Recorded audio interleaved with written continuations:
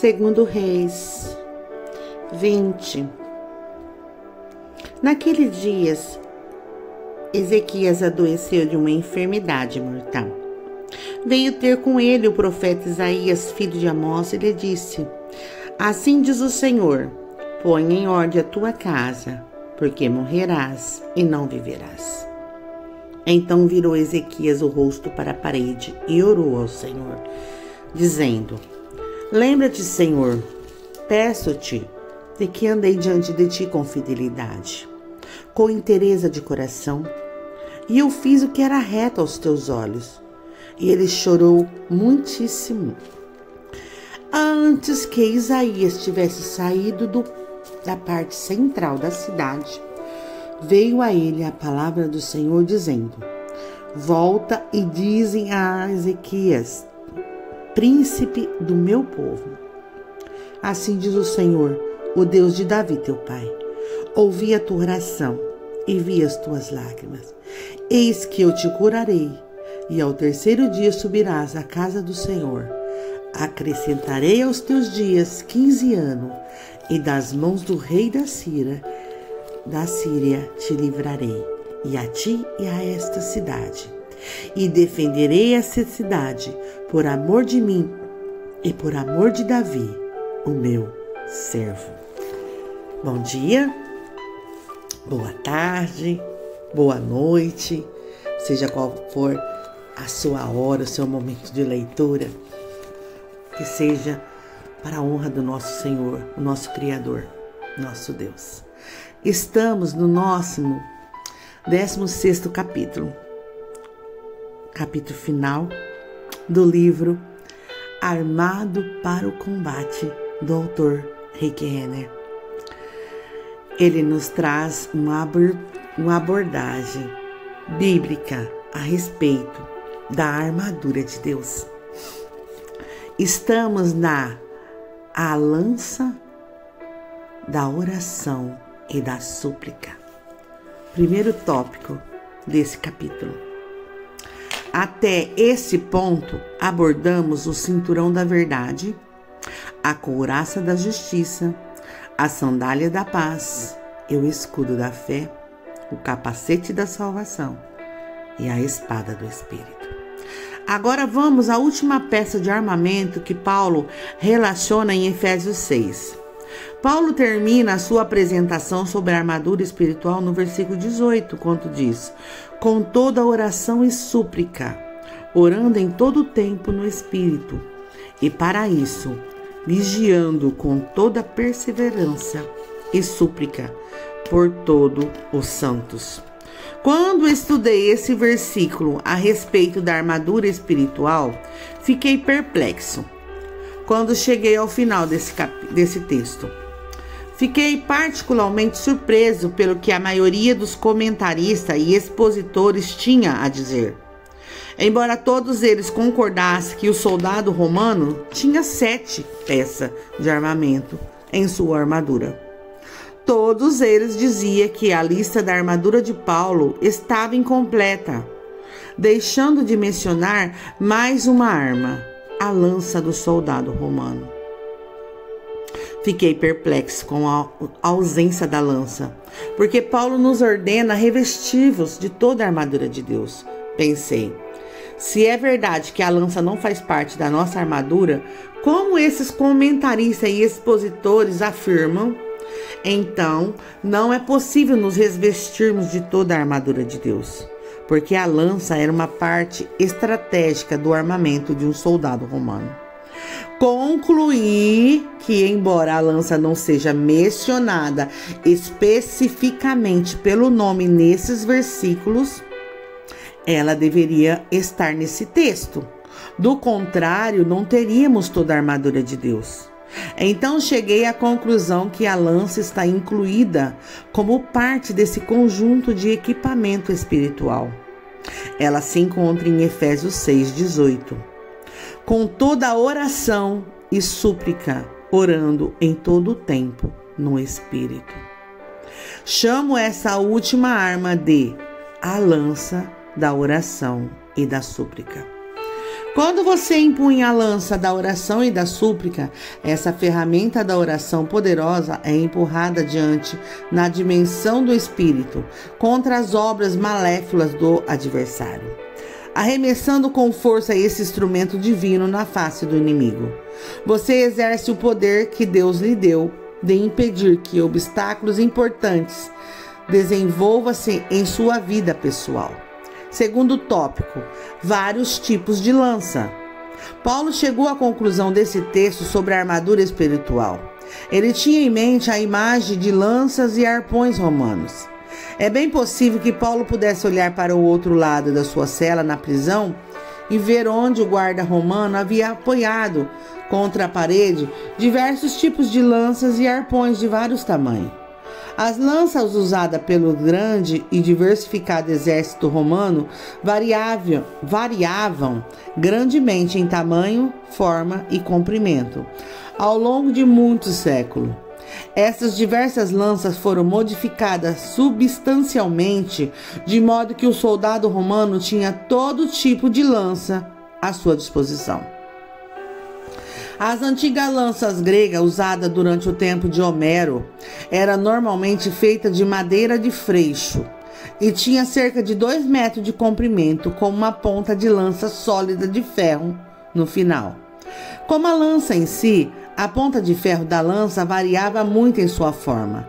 Em geral, ela se assemelhava a uma folha, a um papiro, a uma farpa afiada ou simplesmente a uma ponta dentada, como as pontas de lança usadas nos arpões atuais. Algumas lanças eram pequenas, outras eram extremamente longas.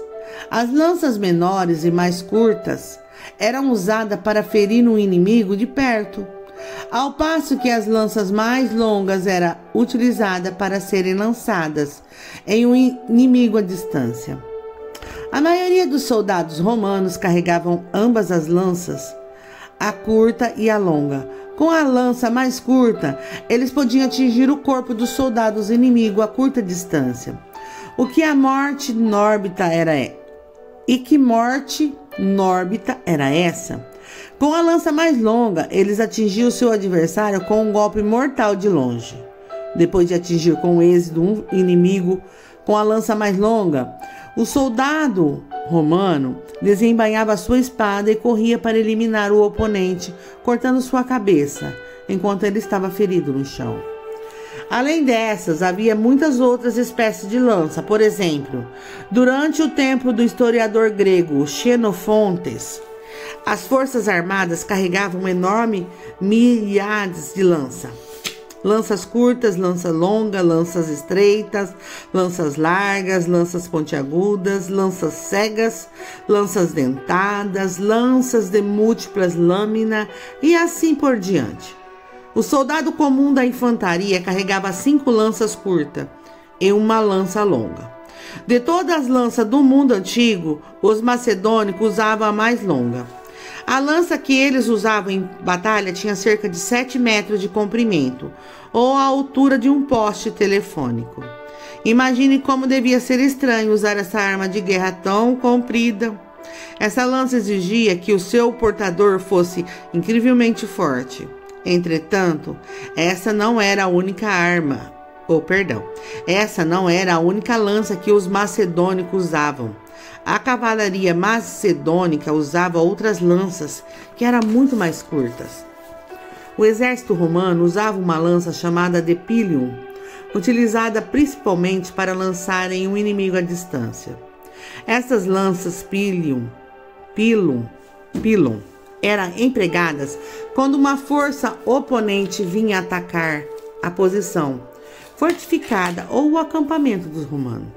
Em vez de esperar que o inimigo viesse sobre eles antes de iniciar a batalha e assim causar muitas perdas, os soldados romanos lançavam essas lanças extremamente pesadas ao ar na direção dos seus inimigos. Ao fazer isso, os romanos podiam atingir muitos dos soldados inimigos e lançá-los ao chão, antes que eles pudessem penetrar em seu acampamento. O comprimento da lança pilum no tempo do Novo Testamento era cerca de 2 metros de comprimento, com a ponta de lança de ferro no topo da lança e a seta de ferro embaixo, medindo cada um aproximadamente 90 centímetros de comprimento. Isto significaram que a totalidade dessas lanças pilum era feita de ferro sólido. Muitas dessas lanças podem ser vistas ainda hoje nos museus e antiguidades em todo o mundo. Vegésio, historiador romano que escreveu sobre as instituições militares dos antigos romanos, falou sobre outra lança que o soldado usava. Essa lança, diz Vegésio, tinha cerca de 1,5 metro de comprimento, com uma ponta de lança de 3 pontas, que tinha cerca de 30 centímetros de comprimento. Mais tarde, ela foi modificada para ter 1 metro de comprimento, com uma ponta de lança de 12 centímetros de comprimento. Se o inimigo desejasse causar um ferimento enorme e terrível em seu inimigo, ele se certificava de carregar a ponta de sua lança com a maior quantidade de ferro. Quanto mais pesado fosse o instrumento, mais mortal era a ferida. Além do mais, esse peso de ferro muito pesado ajudava a transportar a lança mais longe, quando o soldado tinha que arremessá-la de uma grande distância. Havia muitos tipos diferentes de lanças e muitas variações de cada uma delas. Na verdade, existia tantas formas, tamanhos e comprimento de lança durante aquele tempo da história que eu poderia continuar escrevendo a respeito desse assunto por muitas páginas ainda. Terceiro tópico: vários tipos de oração. O que tudo isso tem a ver com a armadura espiritual? Por que estou dedicando tempo para enfatizar as diversas formas, tamanhos e comprimentos de lança? Eis o ponto. Paulo estava imaginando toda a série de lanças e arpão quando ele chega à questão da oração. Agora, por exemplo, ele começa a comparar essas diversas lanças com os diferentes tipos de oração que Deus disponibilizou para nós. E por isso que Paulo disse, com toda espécie de oração e súplica. Observe especialmente a parte inicial desse versículo, onde Paulo diz com toda oração. A expressão toda oração foi extraído da expressão grega diapase proseixes. Diapazes proseixes. E seria melhor traduzida como com todos os tipos de oração. Assim, quando Paulo se aproxima do fim desse texto sobre o armamento espiritual, ele nos incentiva a pegarmos a nossa última arma, a oração, e utilizar a imagem desse tipo diferente de lança para retratar diferentes tipos de oração. Visto que o soldado romano usava todos os tipos distintos de lança na batalha, Paulo agora começa a nos iluminar para o fato de que Deus disponibilizou muitos tipos de oração a nós, a fim de atender a propósitos diferentes em nossos combates da fé. Agora Paulo nos instrui a usar cada uma dessas formas de oração conforme necessário. Falaremos dessas diversas formas de oração bíblica posteriormente. Assim como o soldado romano tinha uma lança curta para arremessar no inimigo a curta distância, nada pode comparar-se à oração de fé de um crente que é cheio de autoridade. Uma oração dessa é totalmente capaz de provocar uma ferida mortal em um inimigo invisível que se aproximou demais, colocando-se dentro da esfera de alcance. Semelhantemente, assim como o soldado romano tinha uma lança longa para arremessar em direção ao seu oponente à distância, nós temos a arma de intercessão que nos permite frustrar um ataque inimigo em nossas vidas ou na vida de outras pessoas, antes mesmo que ele ocorra. Como uma lança carregada de peso mortal, a intercessão pode infligir uma ferida fatal no domínio das trevas, que impede que os artifícios do diabo se tornem realidade na vida dos outros ou em nossas próprias vidas, famílias, negócios, igreja e ministério. Os espíritos invisíveis procuram continuamente bombardear a carne e assediar a mente dos crentes. Esse espírito maligno odeia a presença de Jesus Cristo e de sua igreja na terra, o que o torna a oração uma oração de ataque indispensável para os crentes usarem a fim de impedir os ataques do inimigo. Sim, é verdade que a nossa vitória já foi conquistada por meio da morte e da ressurreição de Jesus. Mas independentemente de quanto pensemos que somos habilidosos, ousados e corajosos no que se refere à questão do conflito espiritual, simplesmente não podemos manter uma posição vitoriosa sem termos uma vida de oração. Na verdade, sem essa arma espiritual vital, podemos estar certos da derrota absoluta e total. No entanto, à medida que buscamos a Deus em oração para receber sua direção e o seu poder para nossas vidas diárias, nos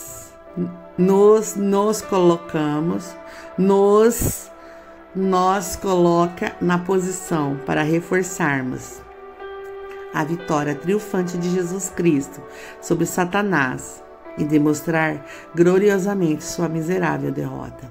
Para nos ajudar a manter essa posição vitoriosa, Deus concedeu à igreja vários tipos de oração poderosa. É por isso que a frase de Efésios 6:18 pode ser traduzida desse modo: orando com toda espécie de oração, orando com todo tipo de oração, orando com todos os tipos de orações disponíveis a você. Não há dúvida acerca disso. Quando Paulo escreve sobre os diferentes tipos de oração, ele vê uma imagem mental de vários tipos de lança disponível ao soldado romano. Com os olhos de sua mente, Paulo vê lanças longas, lanças curtas, lanças largas, lanças estreitas, lanças pontiagudas, lanças cegas, lanças de múltiplas lâminas e assim por diante.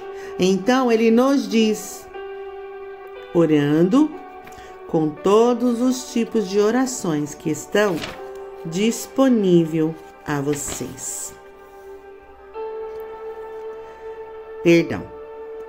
Orando com todos os tipos de orações que estão disponíveis para vocês usarem. Isso significa que nenhum tipo de oração é melhor que o outro. Em vez disso, cada uma serve a um propósito diferente e é necessário para a vida de fé. Quarto tópico: com que frequência devemos orar? Quarto tópico: com que frequência devemos orar? Antes de entrar em discussão a respeito de grandes variedades de oração que nos foram disponibilizadas, precisamos primeiramente recuar por um instante e perguntar: com que frequência devemos orar? Observe como Paulo começa o início do Efésios 6:18. Ele diz: orando em todo o tempo. A frase em todo o tempo foi extraída da expressão grega empantikairo. A palavra em seria mais bem traduzida por em. A palavra pante significa todo e qualquer. Essa é uma palavra abrangente que inclui tudo, inclusive os menores e mínimos detalhes. A palavra kairo é a palavra grega para tempos ou estações. Quando todas essas três palavras são usadas em conjunto em uma frase, empantikairo, como Paulo as usa em Efésios 6:18, ela seria traduzida em maior exatidão por em toda e qualquer ocasião. Estas frases também poderiam ser traduzidas por em todas as oportunidades, todas as vezes que tiverem chance, em cada instante ou em todo e qualquer momento possível.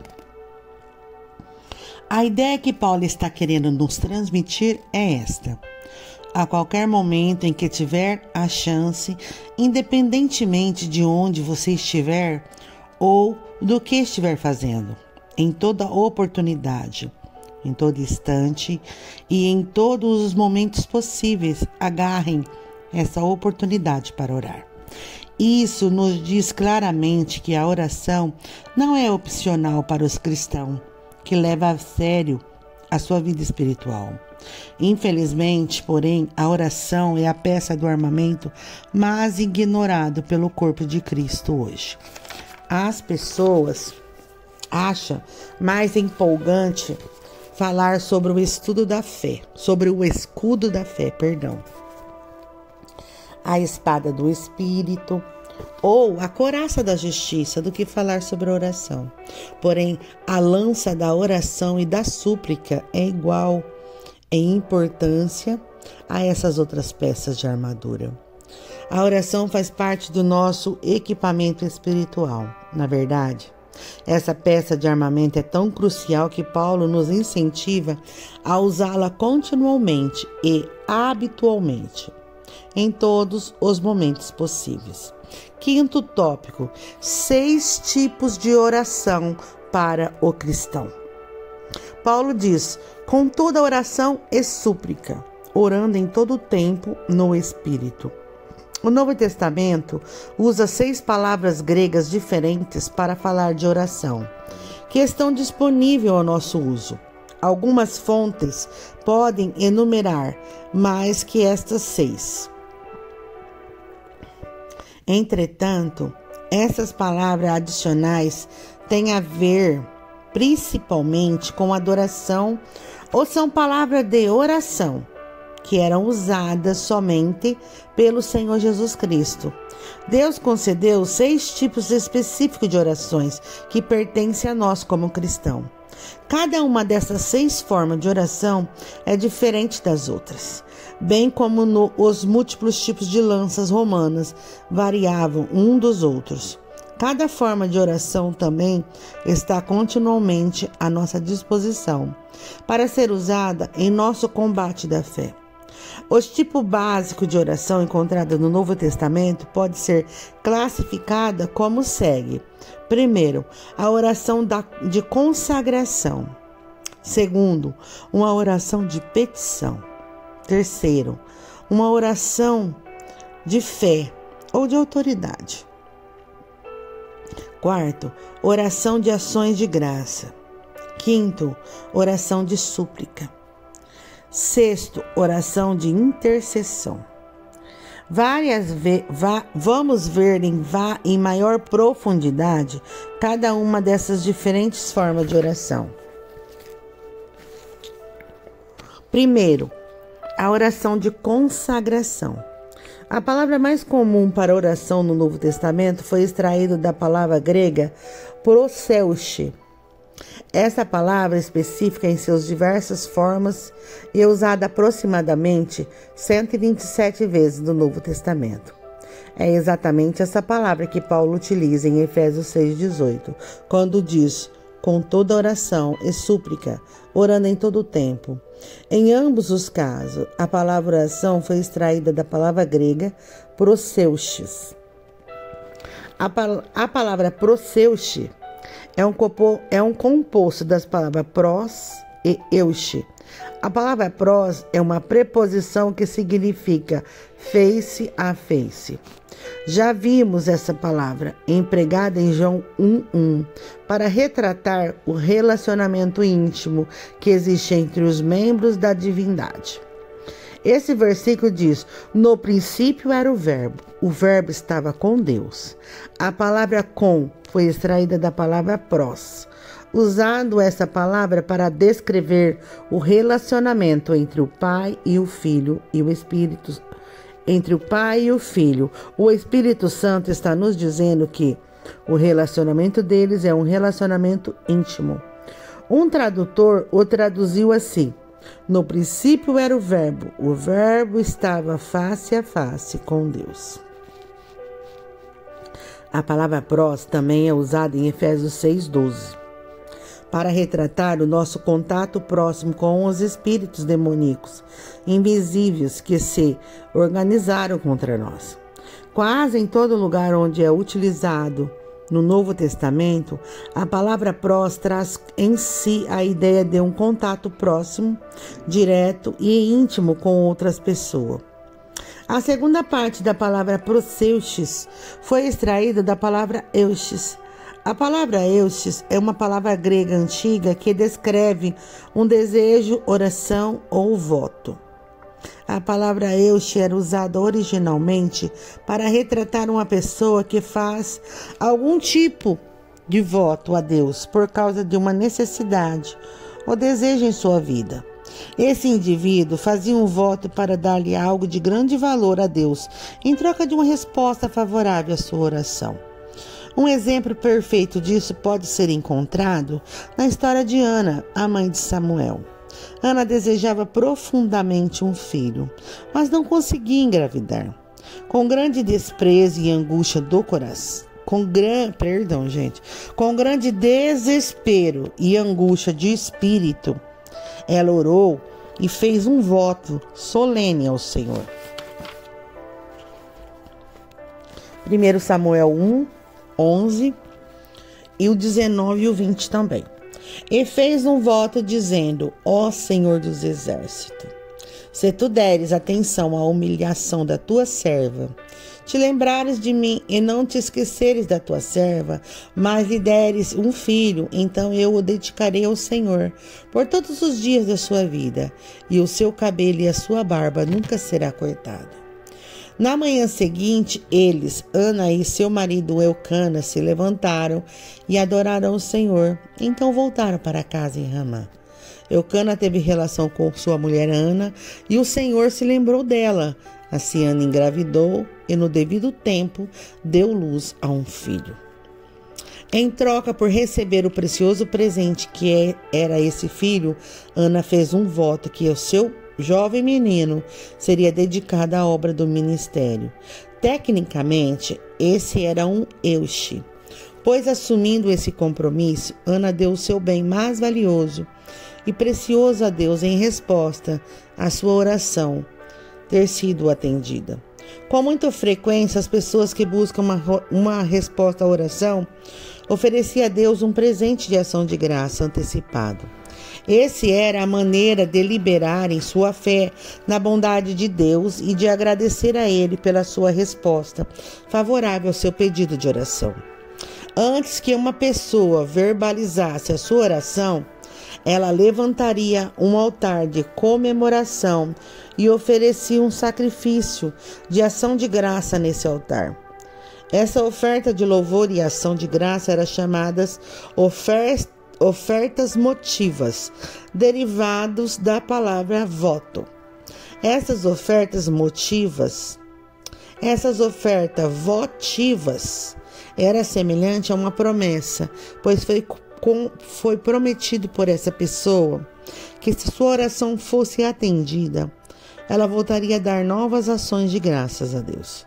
Todas essas informações estabelecem o pano de fundo para a palavra proseuche, usada mais do que qualquer palavra para oração no Novo Testamento. Tenha em mente que a maioria dos leitores de Paulo era de origem grega, por consequente, eles entendiam todas as ramificações dessa palavra.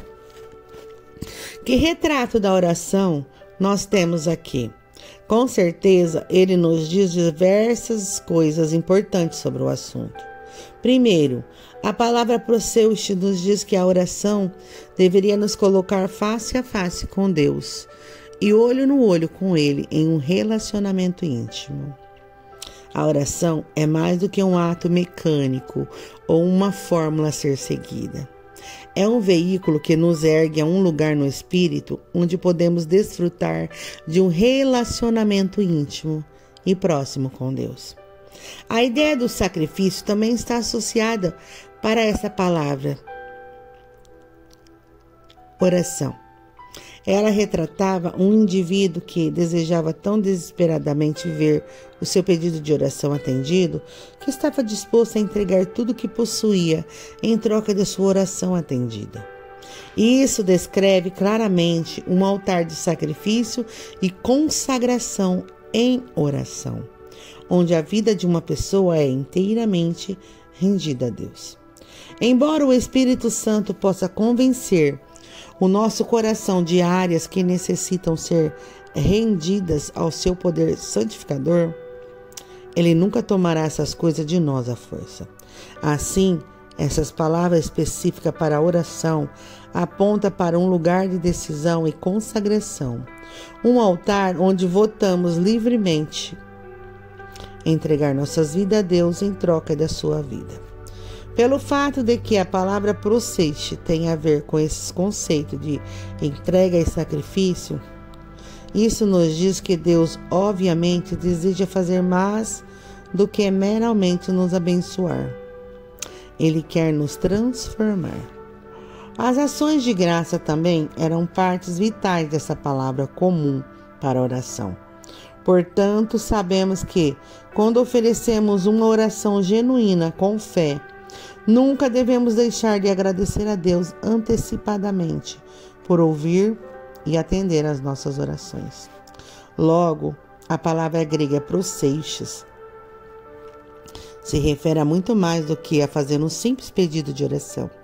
Ela é também um ato de entrega, consagração e ação de graça. Essa forma de oração é a primeira lança da súplica e da oração que Deus colocou em nossas mãos. Ao aprender a usar essa poderosa ferramenta de oração, colocamos nossas vidas em suas mãos em um ato de consagração. A ideia por trás de proseites é esta: fique face a face com Deus e entregue sua vida em troca da dele, consagrando a sua vida progressivamente e certifique-se de dar graças a Ele antecipadamente por se mover em sua vida. As possíveis referências para a palavra proseites são muitas para enumerar aqui. Sugiro que você estude das 127 ocorrências dessas palavras no Novo Testamento. Estamos finalizando aqui o nosso primeiro áudio sobre o capítulo 16. Voltaremos amanhã com o nosso segundo áudio. Fique com Deus.